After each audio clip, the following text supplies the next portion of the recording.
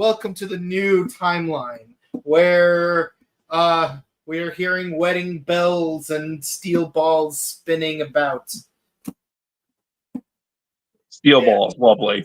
Yeah, like I finally got my copy because apparently the publisher did not print enough copies for all the pre-orders. I see.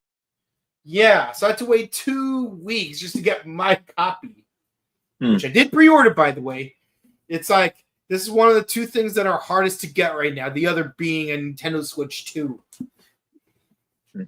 Yeah, I remember when the Nintendo Wii was hard to get. Yeah. You know, when I got the Switch, I got it during Christmas season. For the first time in 4 years, I actually got an actual Christmas bonus, which I naturally spent on a Switch. But yeah, we are at a wedding episode. Obligatory, isn't it? Not quite, because we're here for episode 16 of Gozyuger, the #1 Sentai called Stop the June Bride. That's right. You mean episode 15? Yes, episode 15. That's exactly what I said. But yeah, no, it's like we've been making so many jokes about like, geez, it sounds like the month of June, and yet it turns out that June is the month in which all calamity occurs. It will be made in heaven. Yeah. Yep. Yeah, June is the month for Tega June. Yeah, who would have thought that a character named June would have a plot relation to the month of June? Yeah. Indeed. Oh, man, I can't wait to read this. This is so good.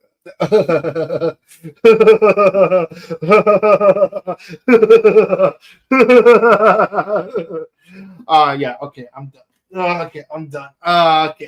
But no, turns out the real enemy of humankind is generative AI. Mm-hmm. We all knew this. We already knew this. And now we have proof. Yes, because Tega June reveals that she was an AI created by humans. By humans who wish to pay her tribute. But man, ill needs a savior such as Tega June. So you see, that's a Castlevania reference for those of you who are less cultured. Yes, but surely all y'all Yu-Gi-Oh! Abridged fans would have recognized the reference. Because, that is an anime of real culture. You know who else doesn't like generative AI? Hirohiko Araki. I swear, one of these days, there's going to be a chapter of Thusbook Rohan Kishibe that will focus on him combating against generative AI, and I will say it for the 108th time. Using generative AI, an artist does not make. Exactly. No, there's no soul, no passion, which is why Tega June is a soulless hunk of stainless steel. Exactly. And I say that in solidarity to my fellow Huma Gears. Yes, indeed.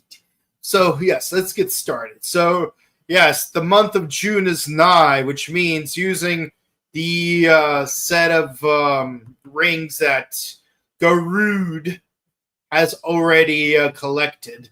By the way, I will once more reference that it sounds very similar to Garuda from Legend of Zelda.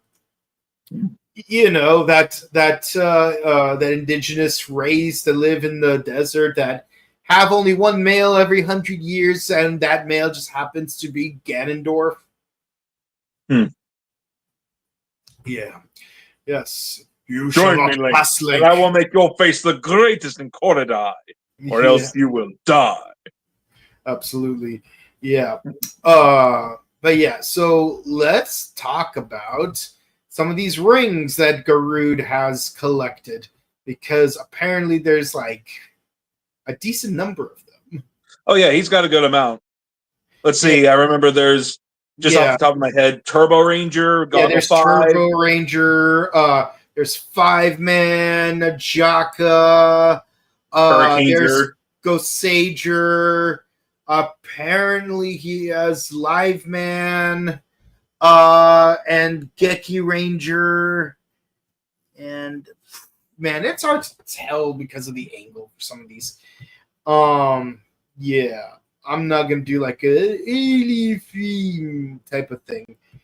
But it's crazy that he has all of these anyways. Yeah, let me see if I could Goggle 5. There's one that kinda looks like Zenkaiger, but I very much doubt that's the case. No, he doesn't have Zenkaiger. I looked at the rings and he doesn't have Zenkaiger. He definitely has Jew Ranger because he stole that one from earlier. Yeah. Yeah. And apparently our heroes did not retrieve it. So we got Goggle 5, 5-Man, Turbo Ranger, Gozyuger, Jaka, Jew Ranger, this one that I do not recognize, Geki Ranger. It looks like he has like a second Goggle 5 one. I swear. I think it's Denji Man. Yeah, it might very well be Denji Man. Actually, you're right. It is Denji Man because I see the robot's head now. I swear it looks like a Jet Leopardon, but that's Spider-Man. But yeah, there's also Live Man and Hurricane Jers. But either way, that's 11 rings. That's 11 rings. And as we all know, 11 plus 6 equals 17.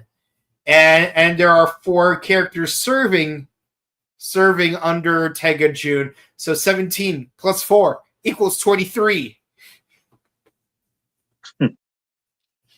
Yeah. No. 17 plus 4 is 21. Oh, that's right. I forgot. Also, you have to add the fact that there's 2 rings involved. Because when a couple exchanges rings, they both need a ring. So 21 plus 2 equals 23. There we go. There we go. There we go. It's all connected. It's all connected. The number 23. Yep. The 23rd Sentai is Gogo 5, which is it is. Whose American counterpart is celebrating its 25th anniversary, and there are 2 regions in which it is watched. So 25 minus 2 equals 23. Yep. Yeah. Also the name QQ Sentai Gogo 5. Q means 9. 9 plus 9 plus 5 equals 23. Yeah.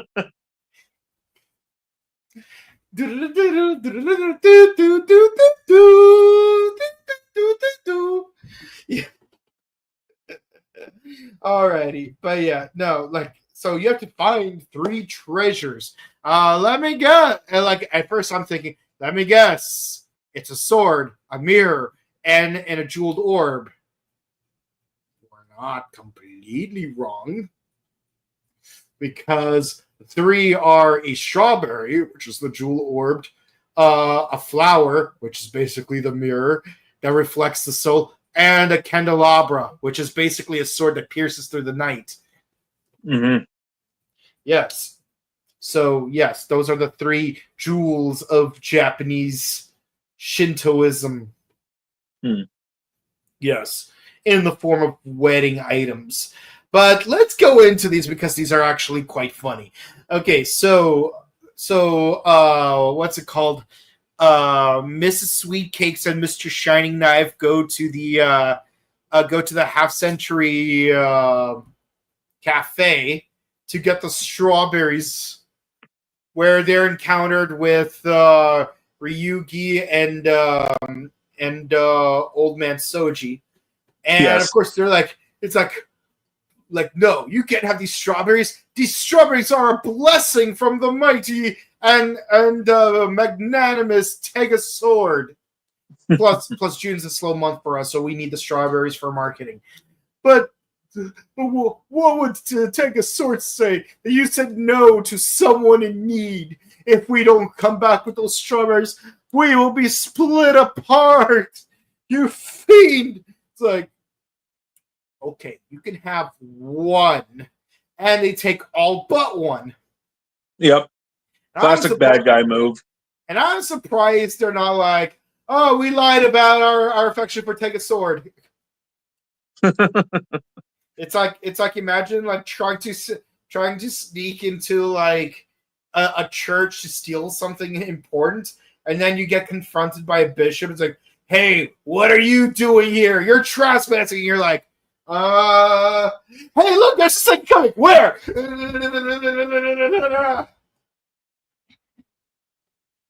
You have to admit, the bishop would have fallen for that. Maybe. Yeah.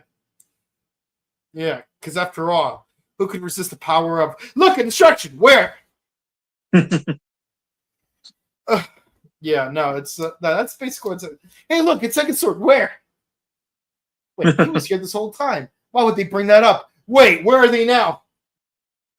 Hey, look, it's Satoru Akashi. Where? Hey, look, it's Red Racer. Where? Oh, never mind. It was just TJ. Oh, that's okay. Yeah. Oh man. Selwyn is such a delight to spend time with. Yes, indeedy. Okay, so we've taken care of that subplot. Next up, we got Candelabra trying to steal a candelabra, and it just so happens you got Horo working at a haunted house, while Sumino just happens to be a customer. Mm-hmm. It's a very mundane circumstance. And yet that's the circumstance we're going with. So of course he's like, hey, look, the high thought's coming. Where? And of course they chase him into the haunted house, and he finds the hidden candelabra of hope. So of course he's going to collect that. Meanwhile, yes, we get a reveal that yes, Tega June is AI, so it generates a fake Wolf Blade 50. Yeah, Wolf to Caliber Go. Yeah, that's very lame. I'm going to claim copyright for that. Well, you know, Bandai and Toei making their repaints. Yeah. For once, they are bootlegging themselves. Yes, so of course they obtain the hidden candelabra and make a run for it. Didn't Toei technically bootleg themselves when they did Gavin bootlegging Gokaiger versus Gavin? Yes, they did. Let's not forget the multiple times we got that shield. You know which shield I'm talking about. From Gaim? Yeah. Yes, the Gaim shield. How many times have we seen that one? And we're not even close to seeing an end to it because that's right, we've seen scans of what's his face. He is gonna also have a Ringo shield, but this time it's a Parfait shield. Yeah, needless to say, I wonder what Michaela Summers has to say about this. I'm not tough. I'm the Melon Lord Shtenka Gorman. Yeah, I can't wait to see her again. Eventually. Because I still have my season 3 DVD for her to sign because she only signed my season 2 DVD. Anyways, so meanwhile, Leon is inside a greenhouse where he's bombarded by fans, but he just wants to smell the roses. That's right, fans. Sometimes you gotta touch some grass. That's a not so subtle hint from Toei. Yeah. Take a shower, use deodorant, touch grass, smell the roses, and then buy at least $99 worth of Bandai merchandise. Yeah. But you know who else is not smelling the roses? Bouquet. And Yep. she's just there by complete coincidence. Leonie-san.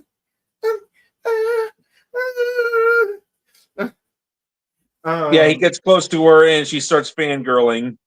Yes, he even wraps his arm around her, which, you know, comes the obligatory Omae, boku ni tsurarete miru.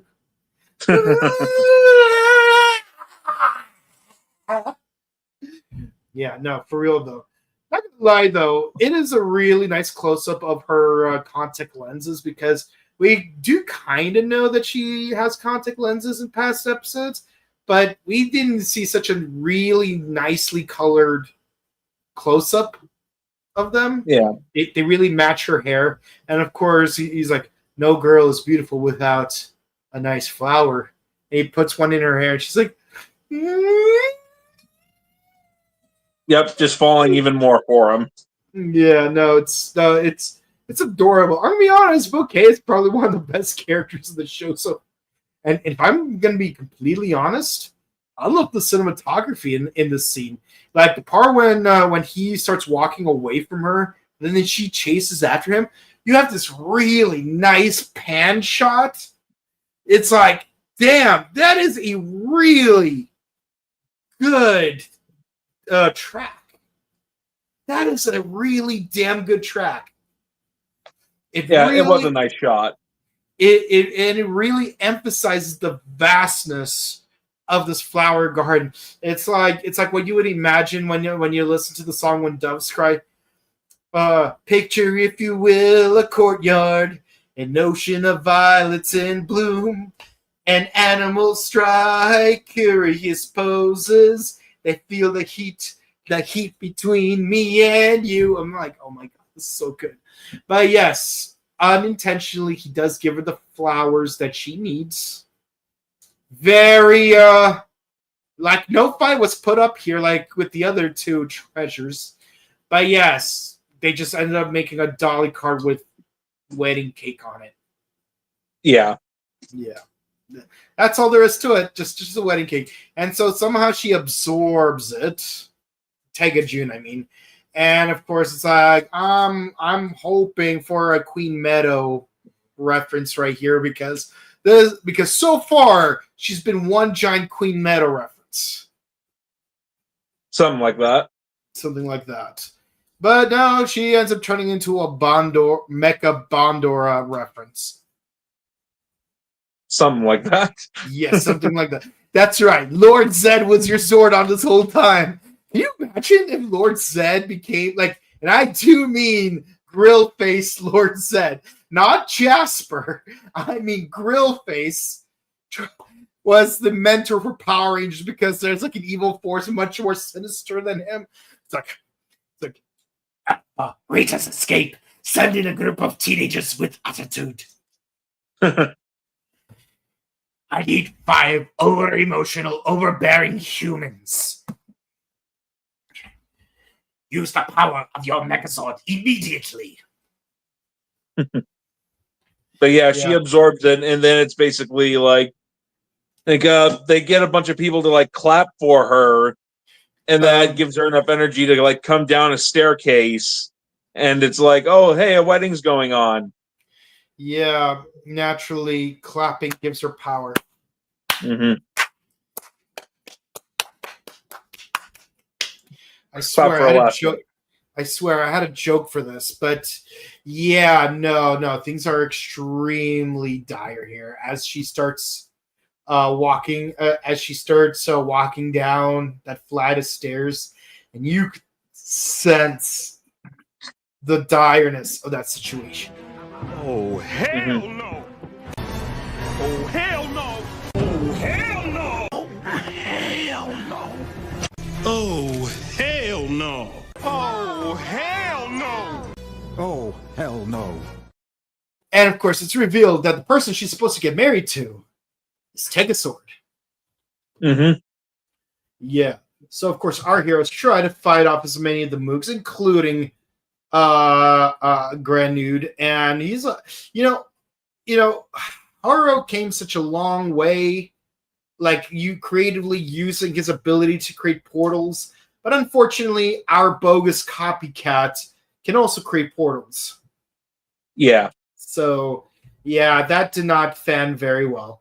And then everyone starts going into like a flash mob type of routine where they all get absorbed. And you got like a whole line of the bell dudes going dun dun dun dun dun dun dun dun dun dun dun dun dun dun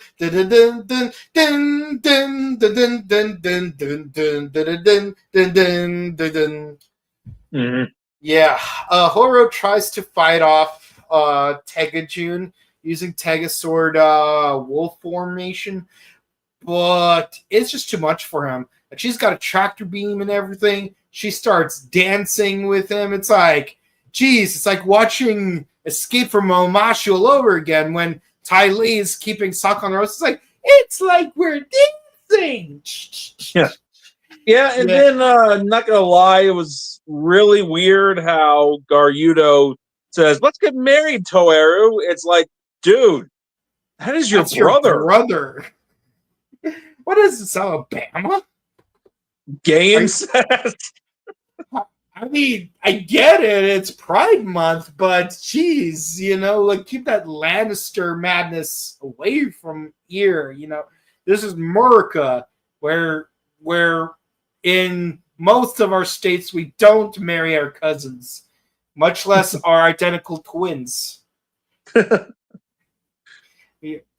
Yeah, I don't know what they do in certain European countries like Austria-Hungary, which no longer exists, to be fair. Now they're just Austria and Hungary, but man, people were crazy. Can you believe that the King of England, the Kaiser, and King Nicholas were all cousins? That's crazy, man. That's crazy. It's history. It's from 100 years ago. Well over 100 years ago. But that was a thing. That was like a lead up to World War I. The Kaiser from Austria-Hungary. You got King, was it Charles or Edward? I can't remember which king. It was the King of England and Tsar Nicholas of Russia. They were cousins. You have three empires ruled by the same family. Let that sink in. That's like half of Europe and part of Asia. That's crazy, man. That is crazy. So excuse us when we say, no, please do not get married to your brother. Not because it's same sex, but because you guys are freaking related. Even if one of you was female, it's still no.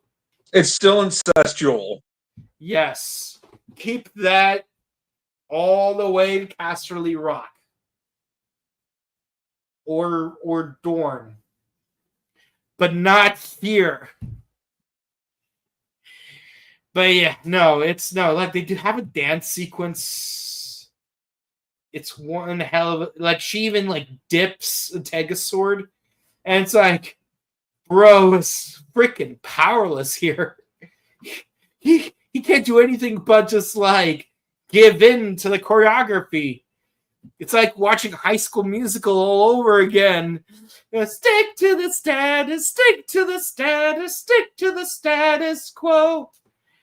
And then she uses her tractor beam to pull him in and force him to kiss her, which, if you ask me, is SA.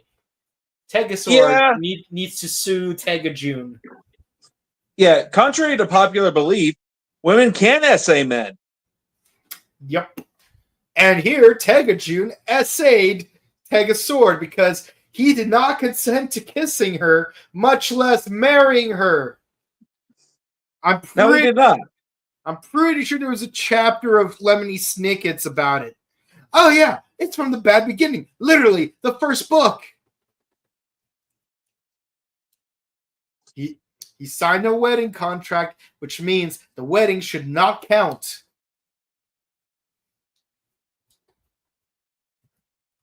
But for some reason, the sky darkens like it's freaking Go-Go 5. And then we get a subtitle. Oh, wait. First, we find out that they spontaneously had a kid. Very spontaneously. Yeah. But yeah.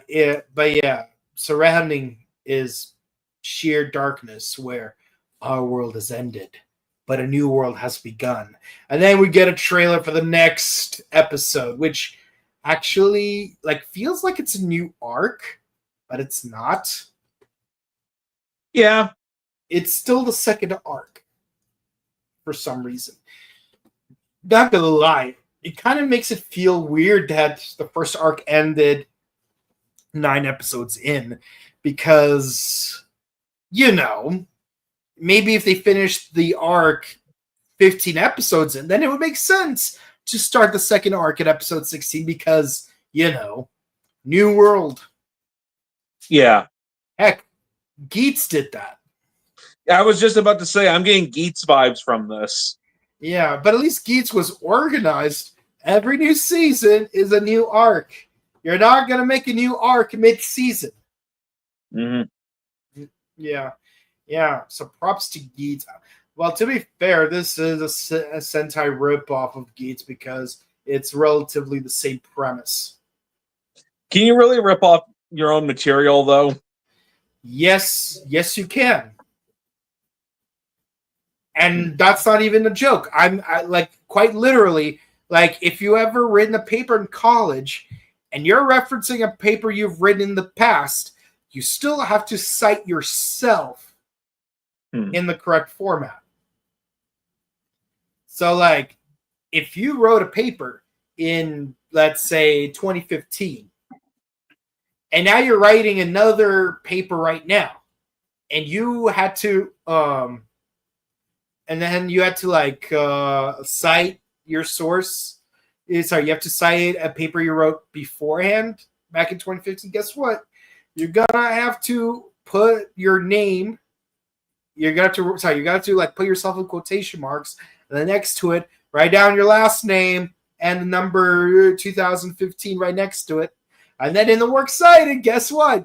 Your last name, comma, your first name, title of your paper, and so on. Alrighty. Yeah. So, yes, with that in mind, it is possible to plagiarize yourself. Learn something new every day. Yeah. Yeah, I remember writing a paper and I had to cite myself. I felt so bashful. It's like, oh, Mike. I'm so flattered you would cite me as your source. Well, I'm going to have to cite you because I did have to reuse your past work as material. Yeah, but I give you permission to use it. Yeah, but I have to say that you gave me permission. And then you lost 30 minutes of your essay writing time, having a conversation with yourself. Basically glazing yourself to a certain degree. But that's neither here or there. But this episode's a 10. It's first half, hilarious. Second half, dramatic. It's surprising that we were able to do all this while maintaining the pacing of a proper 25-minute episode. Yeah. 9.5 out of 10. It was a good episode. And I'm looking forward to seeing Goju Polar next episode. Yes, we finally have a bear as the 6th Ranger. Mm-hmm. And thank God he's not gold or silver. Yes, he's white and blackish. Yes, and he looks like my fanfic for Jungle Fury. Minus the helmet. The helmet's a little different, but the rest of the body totally gets the point. But yeah, no, I'm excited. I'm excited for this. Oh man, I hope he has like a Rasengan type of move. Mm. All right. Good. But yeah, so let's go into this. Let's go to the comments. XL says hi. How are you doing? Hello. Today's my birthday. Happy birthday to you. Happy birthday to you. Happy birthday, Oxer. Happy birthday to you. That's your Omedetou. Okay. All right. Happy birthday. Yeah. So does that mean the next episode will have an entirely new opening? Let's hope so. I love to. I'll be honest. I'm not a fan of the opening song. It's too upbeat and preppy. Doesn't make me feel excited to watch a dramatic story like Boom Boomgers did. Just saying. I can't see Gozyuger Polar in action. Well, you will be able to next week. He means he can't wait to see him in action. Yeah, I'm still correcting that. So according to the poster for Gozyuger Polar, he has the Shinken red, Maji red, and the Lupet rings. Interesting combination. Oh man, you know how cool it'd be if you could like put them onto each individual finger. Yep. Yeah, it already looks like his morpher is basically going to involve doing a lot of uppercuts. Yeah. Shoryuken.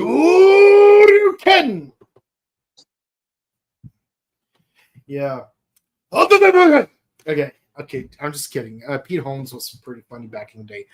So I found out today that Tegasword is voiced by the same guy. Yeah, we already know. We already know. Do you think the whole thing will get resolved next episode? I'm pretty sure it's going to be like a 4-week story arc that'll last throughout the month of June. It might be. Yeah, it'd be a funny. Let's see. So if Tega June is just an AI, does that mean the Ring Hunter is the true final boss of the show? Who knows? Only Toei does. Yeah. So this is officially the second team to have red, blue, yellow, black, green, and white as members. Not quite, because here you have a core black with a 6th white, but there you had a core white with a 6th black. Yeah, So, for Gozyuger. Close. A little bit. Yeah, but no, it's cool to see a team in general. It's cool to see a team that has red, blue, yellow, green, black, and white, because that means you could take a Chinese checkerboard and use the Chinese checkers to recreate the actual team for once, and not have to pretend that white is actually pink. So the Ring Hunter officially has 12 rings. If you count June, yes. Yeah. Did Red lose the rest of the Red Ranger rings when his... we didn't see it. We'll find out next episode. Yeah. Yeah.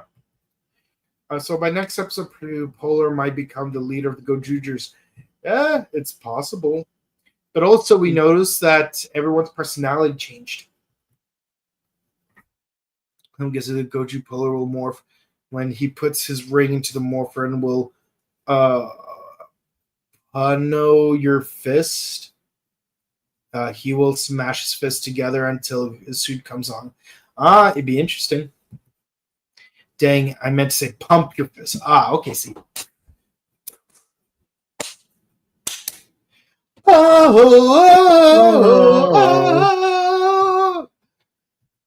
Okay, man, this episode was really insane. It was. Mm-hmm. But I have to say, the best part was the flower garden. That's just my opinion. The flower garden was the best scene. It is what it is. All right. So that's it for the comments. Thank you guys so much for watching. If you enjoyed, please be sure to comment, like, and subscribe to us on YouTube, Facebook, Twitter, Instagram, and be sure to share our videos because it helps us out with the algorithm. Ding the bell icon so you're notified for our latest videos. And we only need 80 more subscribers on YouTube to reach 3,000, after which we will do a celebratory video. So please be sure to get this video out to as many people as possible. On to Mondays, we do Ultraman Z, but this week we are moving Z to Friday, so that's right. Tomorrow we will have Ultraman Z, which makes 3 consecutive days of nonstop Toku action, because Wednesdays we got Kamen Rider Gov, Thursdays No.1 Sentai Gozyuger, and on Sundays we got Kamen Rider Classic.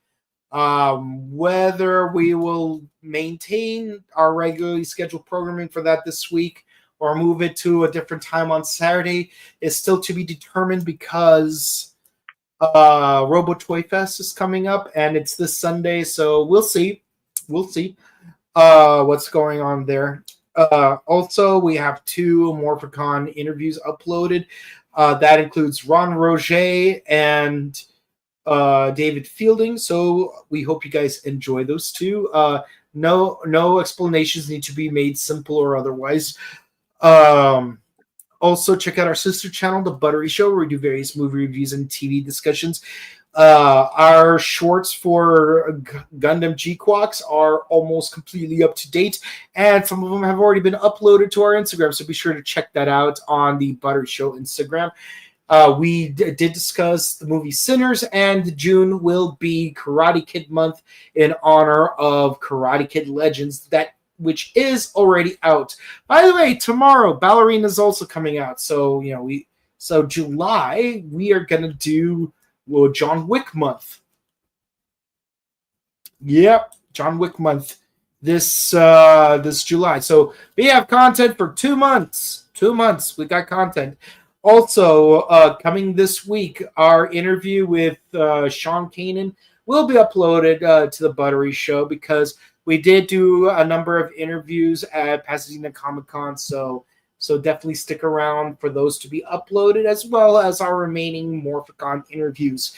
If you want to say hi to us in person, we will be at Robo Toy Fest at the Burbank Marriott Hotel this June 8th, which is this Sunday. And of course, in July, this guy will be at G-Fest in Chicago, Illinois at the Hyatt. But in between, be sure to also check out Ranger Stop and Pop in Orlando, Georgia at the Omni Hotel, which will feature the Mystic Force cast, just like how the Robo Toy Fest is going to have the cast of both VR Troopers and Power Rangers SPD. I'm excited both of those because it's the 20th anniversary for SPD, and it's really cool to see the cast reunited for VR Troopers. I'm definitely gonna try to get my DVD autographed, so I'm super excited. Any other convention news coming up? Don't think so. Awesome. So if you want to follow our personal content, where can the people find you? You can find me at youtube.com, Axel Ranger. And you can find me on Instagram at Boken_Kabuto and on Twitch at twitch.tv/BokenKabuto. Thank you, everyone, so much for watching. We hope to see you again tomorrow for another batch of Ultraman episodes. But in the meantime, stay cool if you're up north. Stay warm if you're down south. But either way, we love you guys. Stay safe, stay hydrated, and keep on rocking out to all that Toku action. Love ya. Bye.